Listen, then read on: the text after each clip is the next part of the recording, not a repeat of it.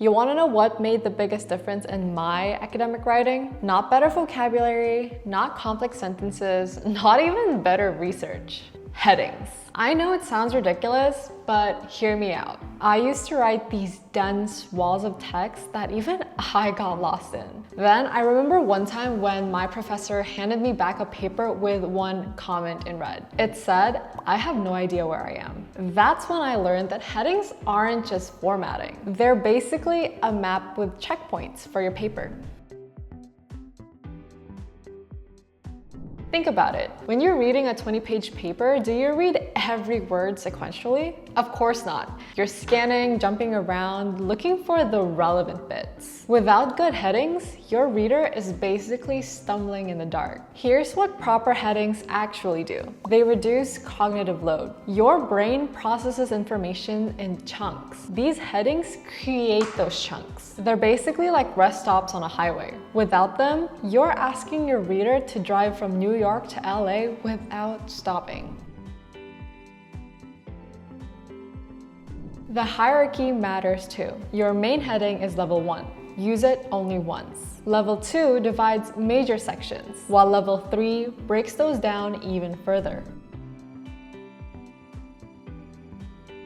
Different fields have different rules. APA, for example, is super strict. Specific formatting for each level and proper capitalization rules. MLA, on the other hand, is more chill but still wants consistency. And Chicago lets you number everything if you're into that sort of thing. Make sure to double check all of the rules and match them accordingly to your paper. Now here's what most people miss.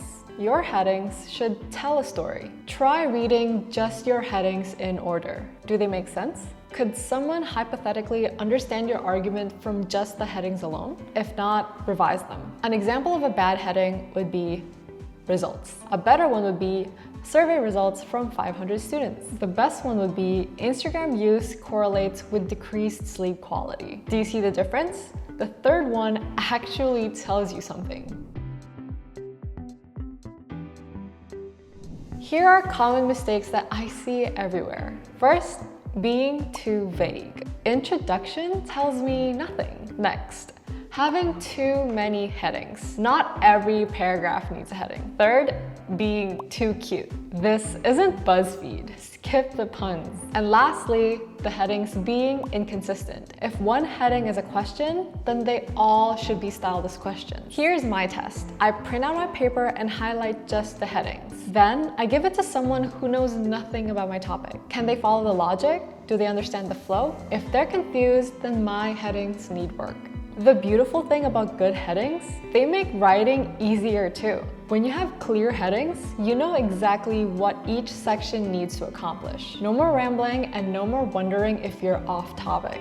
Your headings are doing heavy lifting that you don't even realize. They're guiding readers, reducing confusion, and making your brilliant ideas accessible. Please stop treating them like an afterthought. Are you currently writing a paper? Share some of your struggles in the comments below, and don't forget to check out Jenny, linked in the description. Happy writing! Hi, Shane from Jenny here. Thank you for watching the video. Jenny is an all-in-one writing workspace that's designed specifically for students, researchers, and academics. Jenny helps you write with smart suggestions that include citations, manage all of your sources in one place, paraphrase your writing into any tone, and it also offers a smart Jenny chat, which is basically ChatGPT but tailored specifically for academics. You can try it out for free today. Link is in the description box. See you in the next video.